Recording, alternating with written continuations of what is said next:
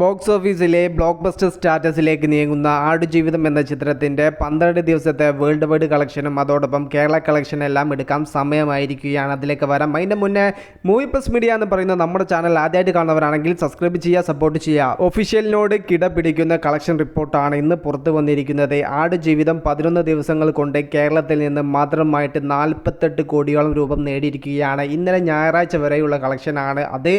ഇപ്പോൾ ഈ book my show ആപ്പിലൂടെ മാത്രം മണിക്കൂറിൽ 12,000-ന് മുകളിൽ ടിക്കറ്റ്സുകളാണ് സോൾഡ് ഔട്ട് ആയിക്കൊണ്ടിരിക്കുന്നത്. ഇന്നും ഈ ഒരു ചിത്രം കേരള ബോക്സ് ഓഫീസിൽ നിന്ന് മാത്രമായിട്ട് 2 കോടിയോളം രൂപ ഉറപ്പിച്ചിരിക്കുകയാണ്. അങ്ങനെ സംഭവിക്കുകയാണെങ്കിൽ 12 ദിവസത്തെ കേരള കളക്ഷൻ മാത്രം 50 CR ഇടം പിടിക്കാൻ വേണ്ടി പോവുകയാണ്. കേരള ബോക്സ് ഓഫീസിൽ നിന്നും ഇന്നത്തോടു കൂടെ ഒരു മലയാള ചിത്രത്തിന്റെ ഏറ്റവും വേഗമേറിയ 50 CR ആടുജീവിതം ചേക്കേറിയിരിക്കുന്നത്. 11 ദിവസങ്ങൾ കൊണ്ട് വേൾഡ് വൈഡിൽ നിന്ന് 115 കോടി രൂപയോളം നേടാൻ ചിത്രത്തിന് സാധിച്ചിട്ടുണ്ടായിരുന്നു. 12 ദിവസത്തെ ഇന്നത്തെ കളക്ഷനും കൂടെ ചേരുന്ന സമയത്ത് 118-120 കോടിയുടെ ഇടയിലാണ് ചിത്രത്തിന്റെ ആകെ ടോട്ടൽ കളക്ഷൻ ഇതുവരെയുള്ളത് വന്നു നിൽക്കുക.